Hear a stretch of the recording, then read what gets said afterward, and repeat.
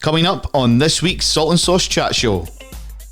And each one of us thought, someone must be understanding what he's talking about, this guy, because the accent was so thick. And it was like the end of every time we took a look at each other and go like, I think he's into us because he's coming to see us. We're like, did anyone, what did he say? And we're like, I don't know. And like, no one knew what he was saying. And then suddenly we just keep hearing about this thing with shoegaze. It's like, what is that? You know, kind of like, and now it's still a bit weird, but it's become like I think it was basically a put down at the time from English, music press people, and now obviously people are like, hey, we're shoegaze, and it's like the whole genre. I've never felt being anywhere like that. I mean, and just in that, and you would literally come around the corner and there'd be like an elephant. Or, like with a few guys around an elephant, or another corner there'd be like cattle on the road. I mean, it was mayhem in a way. And then at other times you'd be going through almost like a jungle, and you'd pull up because there was like monkeys, like a family monkey that was kind of crossing the road.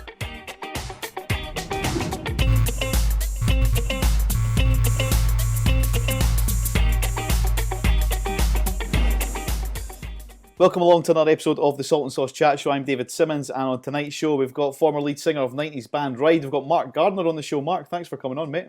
Yeah, nice to be here virtually. Yeah, good to see you. Yeah, that's it. That's the day and age we live in, isn't it? That's right. Let's go right back, Mark. I want to take you back to your younger Mark Gardner days. When were you first introduced to music?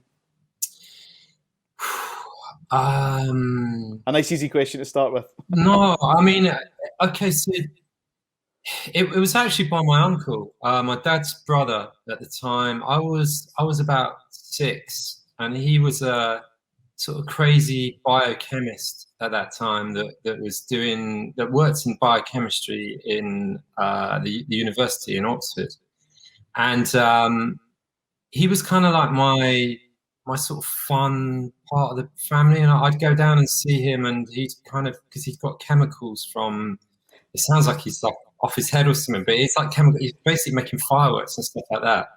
So he was like my sort of explosive uncle. I used to go down and just have the time of my life. But I was young, and I just used to love going down there. And he, alongside chemicals, fireworks, and just other fun things that a 6-7-year-old wants to see at that time, he sat me down and started playing me albums such as Surf's Up, Beach Boys, Stray Cats, Runaway Boys is another early track he played me. Blondie, I think I remember hearing Parallel Lines. Also classics like Rock Around the Clock. But he played it loud. He sort of sat me down. He had big speakers in his sort of middle room, and it just kind of blew me away. And I mean, I started to realize then that he used to play a bit of guitar, and his partner at the time, they both used to sort of play guitar and sing songs to me and my sister when we used to go down there. And I mean, he was the man. He was totally the man. And he used to actually send birthday cards to Brian Wilson. He had some weird correspondence at the time with Brian Wilson, and this Brian Wilson was thought, who is this guy sending me birthday cards? It's not my birthday, but he got it through to through to them somehow, and he'd kind of get sent back like these massive cardboard cutout things that would be in record shops with Beach Boys on and stuff like that. So you go in and it's like, wow, where did you get that? And that was it. My uncle. Yeah. That was your first introduction. You fell in love with music from there. You started the band Ride with fellow schoolmate Andy Bell. What made you decide, you know what, let's start a band together? What made you decide to do that? I was kind of, I was sort of, I mean, I still am in a way. It was just an escape mission, I suppose. I was just absolutely absorbed and into music, big time. From those days of my uncle to ska music made a massive impression on me. It was the kind of music that made me want to go and sort of change my dress sense. I suddenly arrived at school with a black Harrington and moccasins, and it just, ska music still sounds amazing to me. The beats, selects, the specials, all even Dexter's Midnight Runners, early stuff at that time. Then into school, I got really into early hip hop, actually, like Africa Bambaataa, Johnson Crew, like all those electro records. I actually pushed him to be more of a sort of breakdance hip hop guy. And then I started to get to know Andy. And I think we were both sort of misfits, really. I mean, I was a bit of a misfit in the group I was in. I think he was a bit of a misfit, and we just sort of really connected. And Andy was a brilliant guitar player. I mean, I didn't know that I could really sing at that point. I tried a few times, and I mean, a bit embarrassingly, I think before I left school, or I was 15, 16, and the school was known for doing some pretty good stage productions. So they did Grease. And I thought, right, I'm just going to go for it. Like, why not? Just try and get involved in this production. And I knew as well that Andy was always picked out as one of the rock and roll guitar players for the rock and roll band. So that was really the first time, I think, that I sort of got on stage with a microphone, sung, "Grease is the Word" and a couple of other tunes. I went for Danny, but I ended up being Doody, so it didn't quite work out. And actually, it was Steve Crowell from the band. His younger brother was got the Danny part. Right. But yeah, that was it. That was the first time I sort of sang out loud, and I enjoyed it. I really liked the adrenaline. I liked the fact that it was a performance. And I think at that time I thought, well, Andy really holds it down with the guitar, and he probably thought, actually, he can actually sing all right. That guy, it's like he can sing. It's like, that's quite amazing. I was about as surprised as I was at that time. And from there on, we did sort of little shows together. I was always going to Andy's house. We listened to a lot of music together. I was also learning to play guitar at that point, and he really helped that on, because suddenly if you're trying to learn and play songs with someone, that really helps speed that on. And obviously my uncle before then was the other guy that sort of got me playing some guitar, but I wasn't great. I kind of hadn't really, just locked into like, right, I'm going to play guitar. But around that time I really did. And basically, that was it. Andy and I went some penned a few early songs at school, and then we both, there was two art schools that we could have got into, which was going to be in Oxford or Banbury, and of course we both got into Banbury. And I think when that happened, we were like, well, that's obvious, and we've got to be in a band because all good bands come out of art schools. And of course, we get to art school. And we kind of knew Steve anyway, who was a couple of years older than us at school, that he was this great bass player who plays lots of dub bass and stuff like that. And Andy had got to know him, and we've got this kind of sort of stealth thing going on where we were going to try and get him away from his band. And then, of course, the missing part, we didn't know a drummer at that point. And of course, we go to Banbury Art School, and who do we meet quite soon? Like Loz, who it turned out to be an incredible drummer. But at that point, kind of just said, we got to know him, and he's like, yeah, I played the drums a little bit. And that was it. The band was born from there. Yeah. The band soon caught the eye of Scottish music executive Alan McGee from Creation Records. He's known for working with massive bands, Primal Scream, Teenage Fan Club, yourselves, obviously. Yeah. Do you remember the time that Alan first approached you and maybe made that initial first conversation? Yeah, I mean, it was kind of funny because, well, firstly, so Steve worked in a record shop at that time when Andy and I and Loz were at art school. So he was sort of feeding through like really interesting records. And 2 or 3 of those records were like My Bloody Valentine, House of Love. Also at that time, I remember, so that was the kind of first guy that turned us on to like, oh, what is this Creation McGee? What's going on here? And I remember seeing a little snub TV clip on the television, like, I don't know, it's like BBC Two, sort of 6 o'clock or something, where it was like 2 minutes where they just covered Alan McGee and Creation, and they like dipped into, there was a quick interview with Guy Chadwick, and then they quickly dipped into a My Bloody Valentine gig. And I'd say in that 2 minutes, just like, what is that? That is incredible. And I thought McGee just seemed like a maverick sort of McLaren type character. Anyway, moving on. So we'd already sort of thought Creation's one of the coolest labels. We also loved 4AD, bands on 4AD at that time. I mean, we were starting to be approached by a few majors and sort of labels, but anyway, quite soon on, we did a tour with the Soup Dragons, again, fellow Scots people. And Sean, I don't know how Sean had heard about the band, but he had, and he asked us to go and support them. I think it was that time when they were released I'm Free, the cover. And they were doing well at that time. Soup Dragons were a cool band and cool people. Sean was really cool.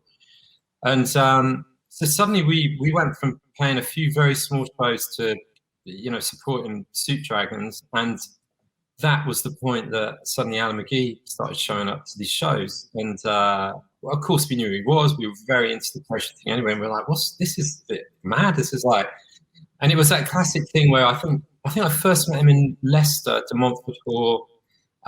He started following us around all of those shows. There were maybe 6, 7 shows. And I remember kind of Brighton was maybe the one where he's like, I'm signing your band. But up until that point, he'd sit and talk to us after we played, after the show, maybe after the Soup Dragons. And each one of us thought, someone must be understanding what he's talking about, this guy, because the accent was so thick. And it was like the end of every time we sort of look at each other and go like, I think he's into us because he's coming to see us. But like, did anyone, what did he say? And we're like, I don't know. And like, no one knew what he was saying. And anyway, yeah, come Brighton, we had a big sort of party night with him in Brighton, and also another guy that became our publisher called Steve Walters, who was also pretty key at that point. It was like, he was his mate of Alan's, and it was like, well, Alan, like, I want to sign you to Creation. We were like, done. And then this other guy like, I'm a publisher, I want to sign to EMI. And it was like, brilliant. This has all worked out pretty well.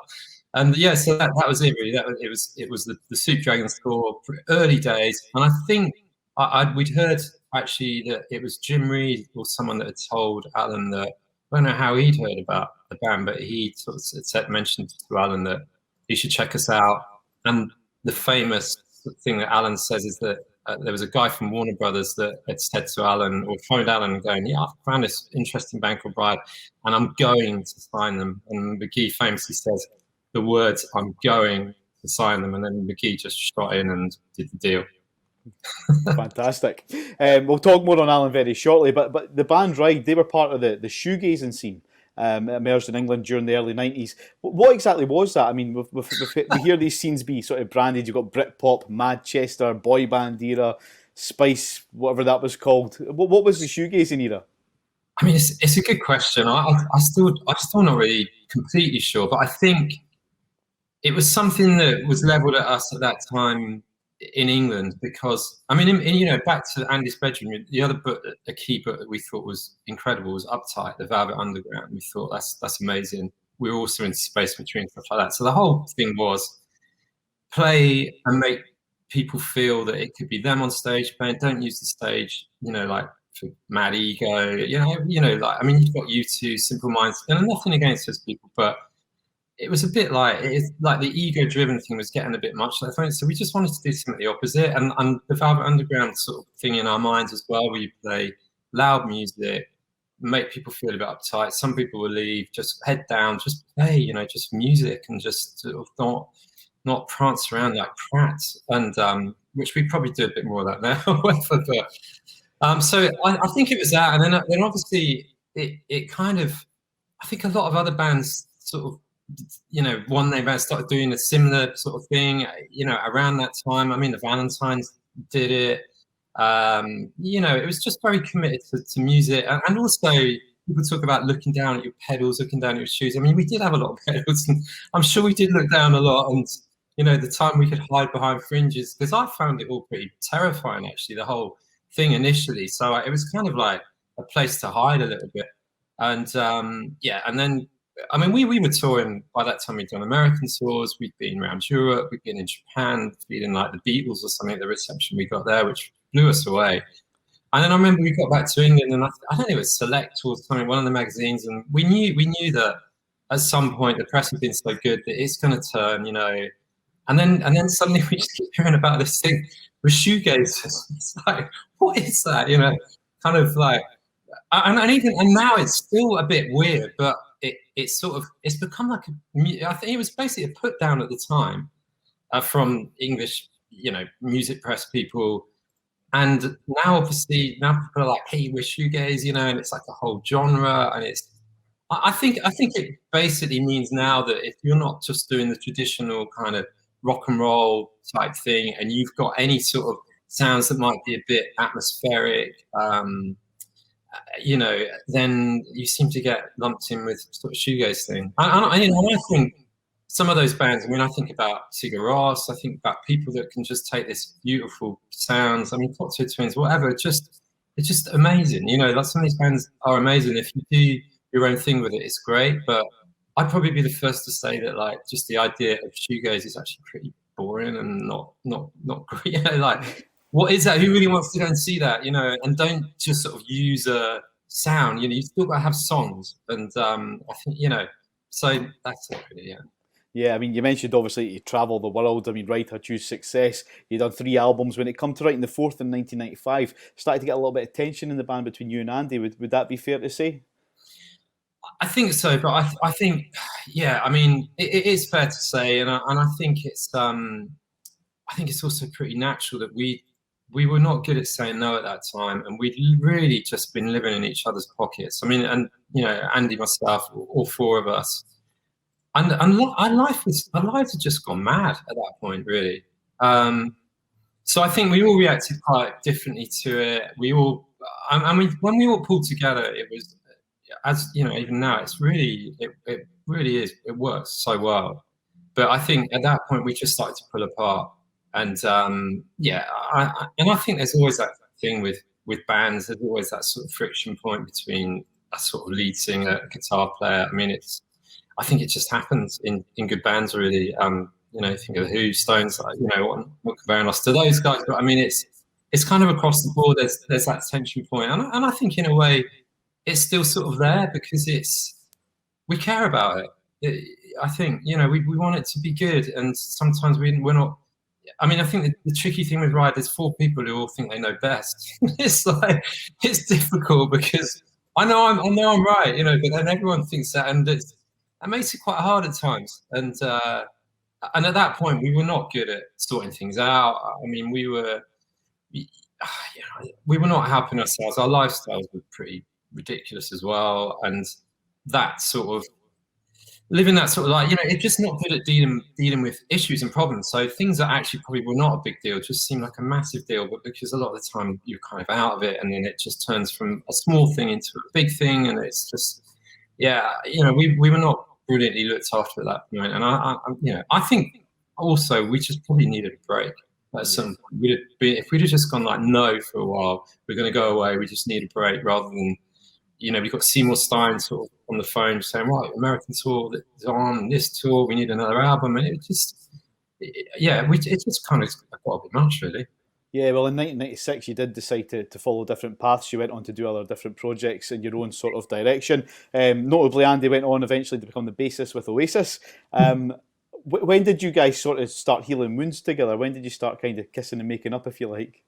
To be honest, about a matter of weeks or months after the Bride split in '96, it was pretty quick, and I think it was just the thing that burst that kind of tension, the bubble point. I think he bought some amps off me. We were sort of trading amps with each other, and we turned into traders, musical traders. But you know, we were fine, and I mean, you know, with Lars, Steve, we all, yeah. I think we just.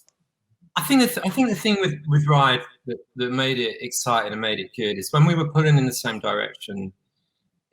It was strong, but it was also something that's a bit out of control. In the same way, I think that Creation Records and the characters involved in that were. I mean, I think these things were always designed to be a bit mad and do their thing and crash, and we crashed, you know.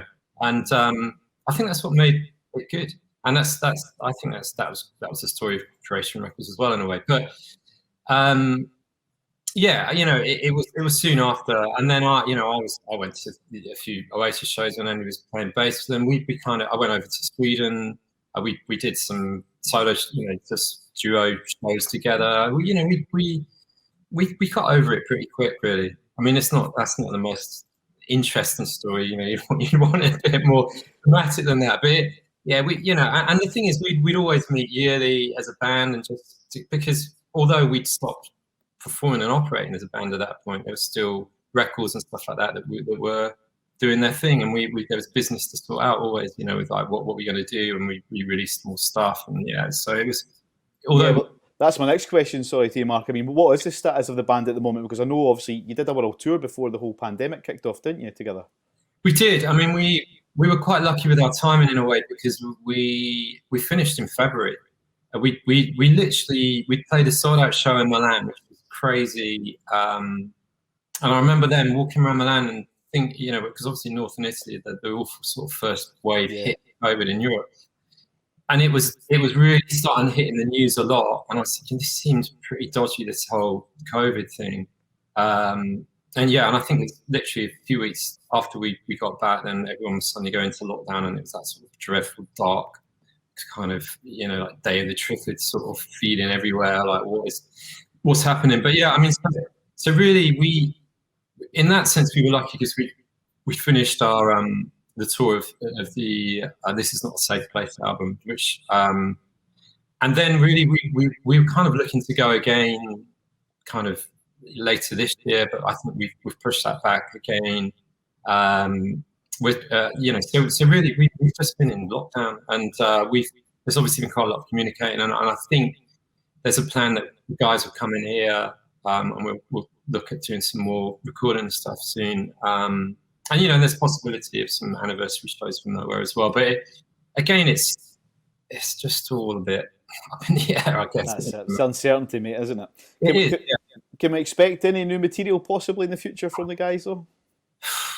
If we get out this lockdown and can all get together in a room again without having masks on, then there's a big chance. I mean, I think so. I think we'd love to go again. I mean, I certainly, I have to say, after the world tour, I was glad to just be back in one place, not moving around. It actually timed quite well initially. I thought, actually, this lockdown, I can get into this for a while. I think it's a bit quieter. My phone stops. I'm not being pulled around. The roads are really quiet. It's quite eerie coming over to the studio.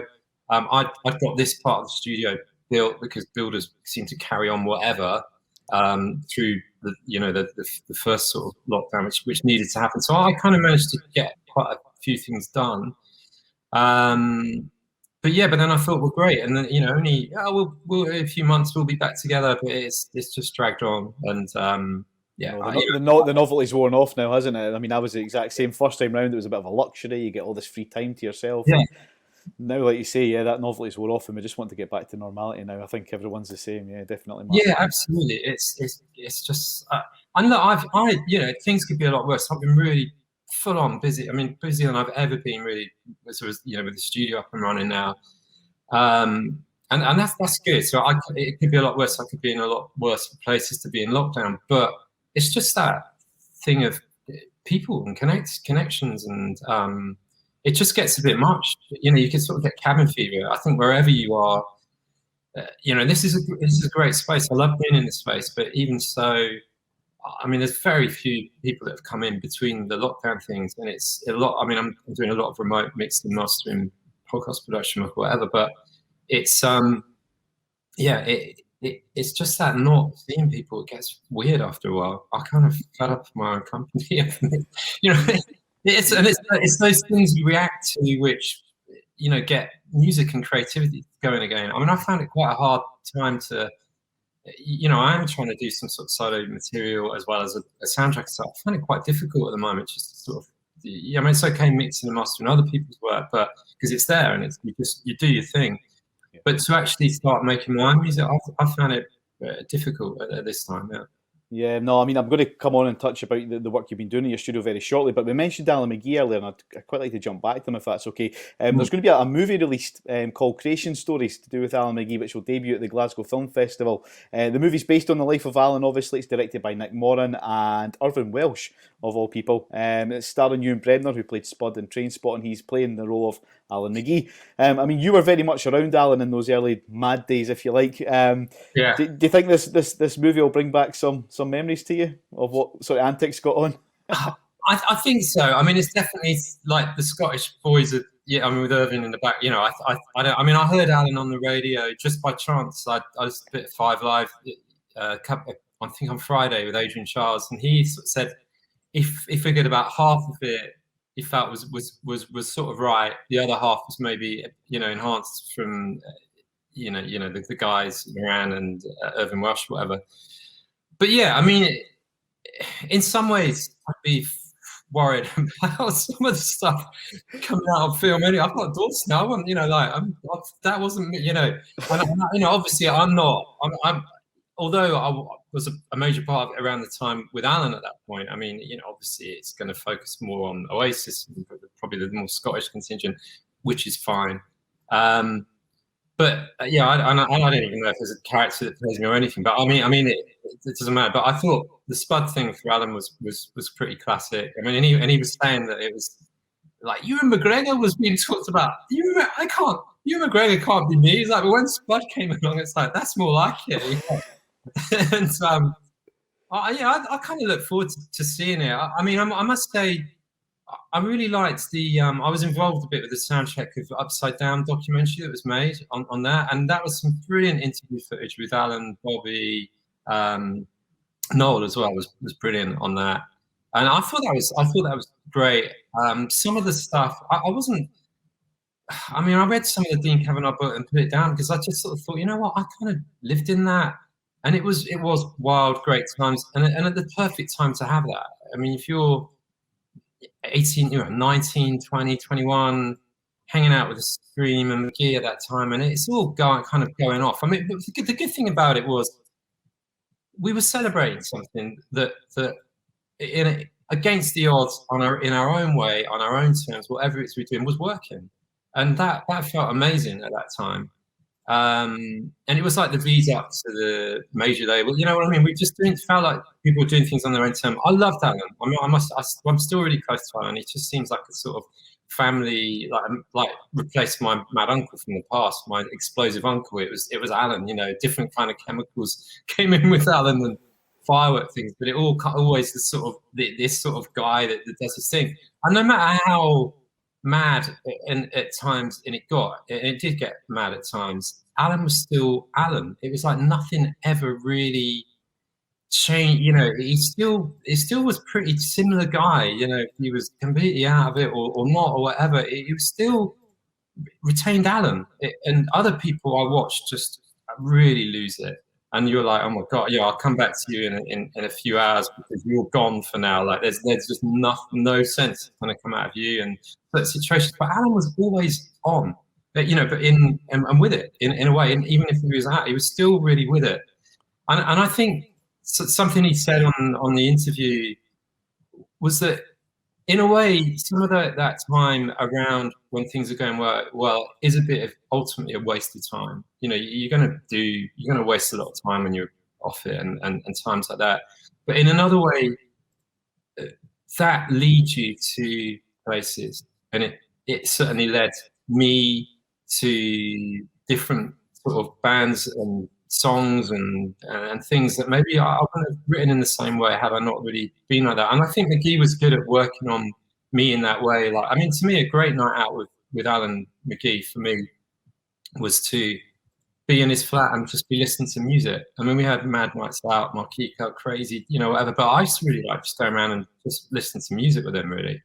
And I did that early days because at the time we both had girlfriends that were in Birmingham, so he was living in Birmingham, and also McGee was clever because he would basically get to know. I mean, that was also his downfall. He'd really properly get, by getting his artists sort of out of it, he'd get to know them. That's how you start to see people, and then he knows that the bits that he might need to work on to sort of get you, shape you up for like the rock and roll world that you're about to like live in, but also he trusted people because he knew people. I don't think he's sort of famous. He said I signed people, not bands, in that way. So he knew me kind of inside out in that way. When you see people in that state, any front's gone. You see the core of people, and I think he was. But I think ultimately he did that with most of his acts at that time, and he was that guy that was larger than life, and he had other people like Dick Green and people that held it together at creation, paid the bills and stuff like that. So McGee could be that maverick man, and you really need, you kind of needed the yin and yang thing, and he was the yang. I mean, I'm very much looking forward to this movie as well. It's going to be available on Sky Cinema in March after the world premiere legacy at the Glasgow Film Festival. It's likely to obviously strike a particular chord with those who lived through the UK music scene in the late 80s to early 90s, so make sure you all check it out. You obviously mentioned your own studio, OX4 Sound, that is that where you are just now? Yeah, that's where I am now. I'm in but not in the sort of studio bit. This is the new bit that was made. I mean, it needed a lounge and kitchen area, so, and a little Zen garden out the back, which is. That's what I was just going to say. Obviously, I know that you spent quite a lot of lockdown in the studios. I mean, how do you sort of escape from the confines of those four walls? Am I right in saying, like you said, you've done some work in the garden outside? By going out of my mind and making a Japanese Zen garden, and like, I don't know where that came from, but like, I think, cabin fever, too much lockdown. But actually, my name's Gardner, and I suppose at some point, it's my roots. I must get someone in my roots must have been like some joy out of gardening. And I must say, thing of getting older, I'm loving my walks. There's like Ridgeway walks around here, which is a beautiful place to walk. There's like George Orwell's grave as well, which is like a field away from here, and which is quite mad because that's pretty topical at the moment with how we're all feeling like we're all in some sort of 1984 episode. And I mean, yeah, it's sort of it basically that wasn't really on the plans, and it's something that I thought, well, I'm sure make good of this area, because in my mind I'm thinking, well, bands and people will come here one day eventually, and it's just a nice sort of smoking area, and just just trying. I don't know. It's part of making things that I like. I mean, I spent a year in France, or 4 years in France, and ended up sort of just doing building stuff and some sort of just very manual work like that, just to get through that period. And so it is something I have kind of done, and there's something about just turning something that's nothing into something that's actually pretty nice and pretty good. And I suppose it's just making things. So I'm usually making songs, doing mixes or whatever, but with that it teaches you that things take time. You've got and you're like ages before like anything grows or whatever. But I don't know, it's good. There's a nice zen in it, I think. Nice one. I mean, let's talk about some of the artists that you've had in the studio.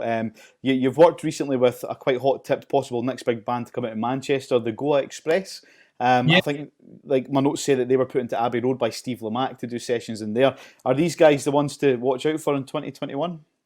I think they are. They've got. I mean, Manchester. And I think they're Burnley, Manchester, but I think they're all in Manchester now. But they're kind of just something about certain bands that come out of there. There's just something with them that's really sparky, definitely a bit stony, and just really, I've spoken to them. I mean, they were all ready to come in, like literally in the lockdown, and like, right, we've all had COVID, we're coming in, and I was like, whoa, hold on a minute. It's like my partner's sort of shielding, and it's like.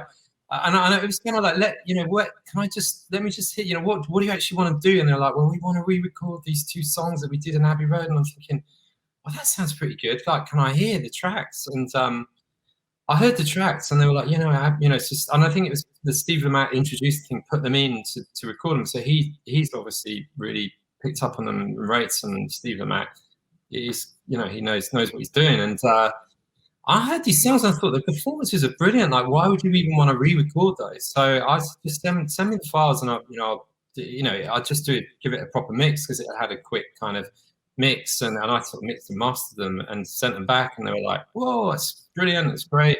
And then we've been talking a fair bit. I mean, I had a long sort of conversation with them, and that's bought us a bit of time for maybe when lockdown starts to ease a bit, and then they can actually come in. So I think that there's a strong possibility they might come in and we'll do more here. Maybe that's going to be an album, and also they're with Rough Trade Management, who've been great.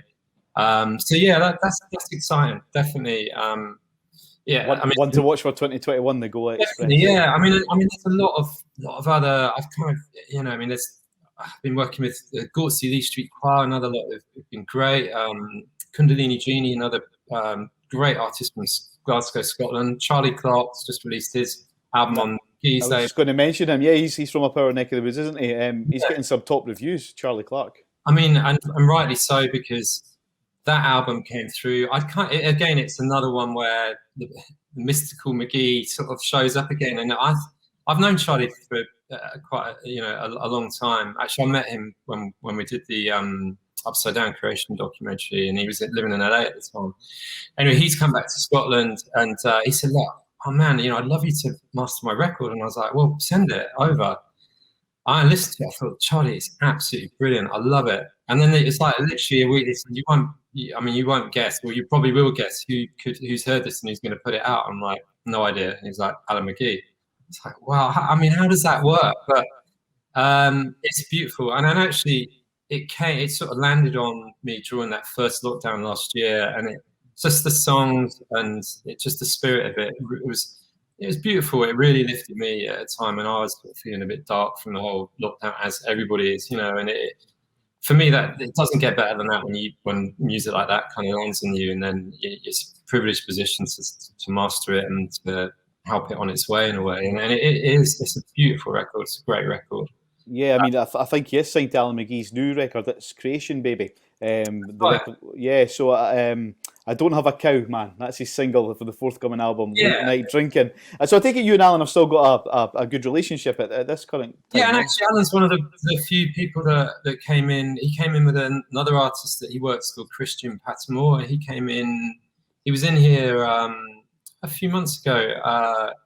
Again, before, I think towards the end of summer, before things all started going up on the Richter scale with the COVID thing. So he was in. And again, it was lovely. It's great to see him. He came here, and it's great. I mean, the thing with Alan is quite funny because he obviously knows me as the guy in Ride. And I was like, and I sort of like, Alan, I've been doing studio stuff longer than I've been in bands. And I know, and I think slowly, the pen has really dropped with Alan that I've learned, I know what I'm doing, the studio thing. And I got these lovely texts from him afterwards after working with Christian. And it was like, Mark, it's great. It's like you're a producer, man. Sorry about the Scottish accent, but it's like you really, and it was brilliant. And it felt like real serendipity that the things I'm working on now, quite naturally, he, again, which I think are great, he's putting it out. And it's just that thing again where I don't know how he manages to find it, I don't know, but he does it every time. And I just get a real feeling of still that he's really, the fire burns really strong with Alan still. And the stuff he's putting out, the artists he's finding, it's brilliant. Yeah, I mean, you're about to start working on a soundtrack, I believe, for a documentary with the legendary producer Mike Chapman. Is that right? That's right. Yeah. I mean, he's very well known, isn't he, for the 70s and 80s, the likes of Blonde, Days, Parallel Lines, and Knack, The Sweet, Smokey, Mud, Tina Turner, Simply the Best, I think's in there as well. Unbelievable, this guy, yeah. What are you allowed to tell us about this soundtrack that you're working on? Well, I mean, I've only really just started it. It came from, I've worked on a indie sort of a film before, which didn't quite work out, but with the same producers. So all I can say is I've seen it, and the story of Mike Chapman is amazing. He probably would have outpied McGee easily at that time. I mean, he had the real full-on life, and basically a guy that kind of just followed his dreams, like we've all done, but it hit it so big. It was just like everything he was writing was just becoming like massive hits. Lived that life big time. Did the LA thing. Hit everything really hard. So it is a really great talk, and it just joins with it. I mean, I knew some of the stuff that he's done, but not the extent of it. And then I thought, a lot of those records. I mean, even like Exile and just stuff that there's odd bands that you just forgotten about. It's like, God, he wrote that as well. I mean, it's so much that he wrote, and of course, in the end, it ends up being like Simply the Best, Tina Turner. I mean, and there's I don't know if I say too much about it, but there's just this brilliant bit where he just was explaining that he'd got this song with the words "the best" in, and it'd been knocking around for ages, and then it was like he was driving LA or something. I don't know where, I think it was LA, but wherever he was. I mean, I don't want to say too much because it's still kind of in the process of being made.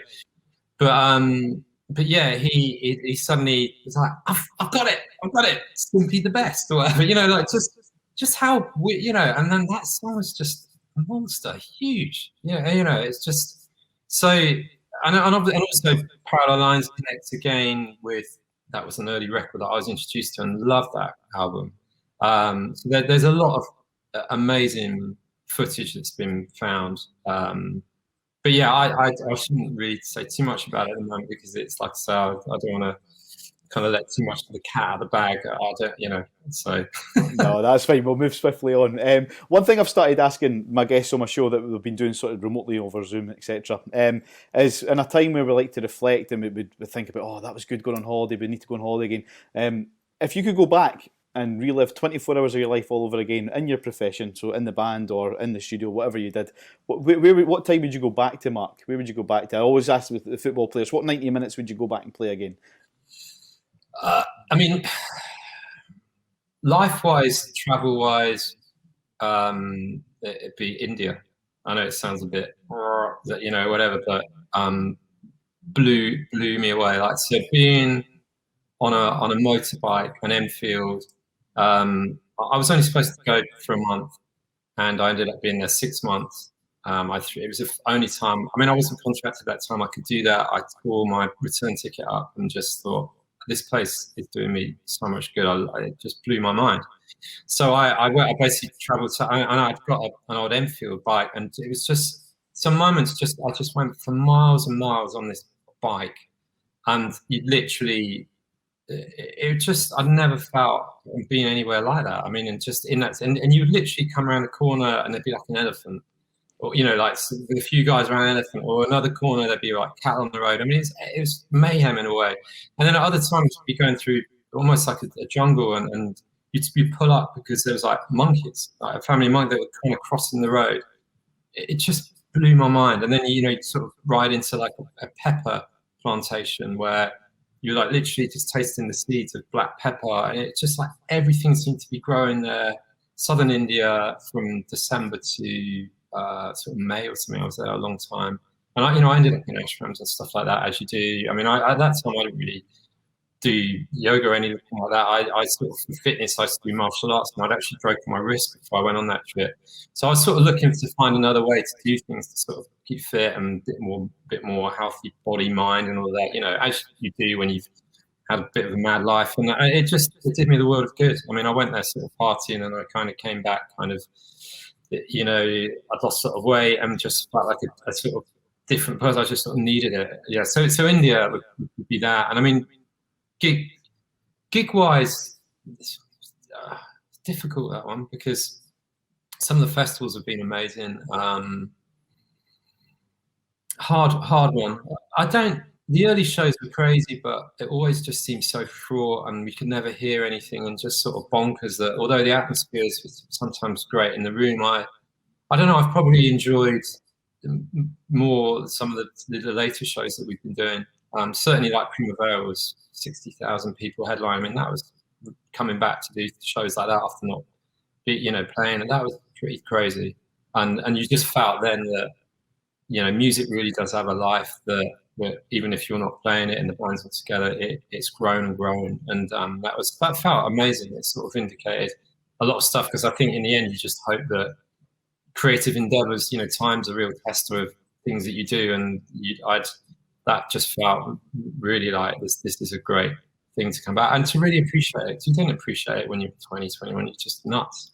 You're like, well, it's just, you know, whatever. But I think you appreciate it more when you're older, because you also you realize that we're not immortal, and that, you know, you kind of just take it in more, and also you're not stoned, and you know what's going on. It's like that. So you can enjoy it more the second time round. Yeah, because it's like, you know what is going on. It's like, it's happening. This is like good. I'm sort of feeling this a lot more. No, yeah, I found it more enjoyable the second time around, and also just being able to hear Andy singing, to be able to hear each other. You know, like things like that. I mean, it's boring technical stuff, but that makes a big difference, and I think it makes the band play better. Like before, I've rarely ever heard Andy singing at those shows. Everything was so loud, noisy, whatever, that, you know, monitors, you ask me, you go on, you think this is going to be great, and it's like, I can't hear anything I'm doing, and then like you kind of come off and you're like, I don't know if that was good or bad or what.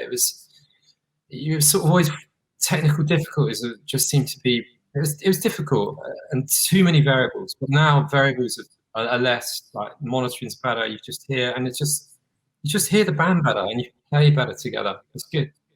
No, absolutely. I think that's a great way to end the interview. Ladies and gentlemen, it's been an absolute pleasure having Mark on the show. Ladies and gentlemen, Mark Gardner. Thanks, man.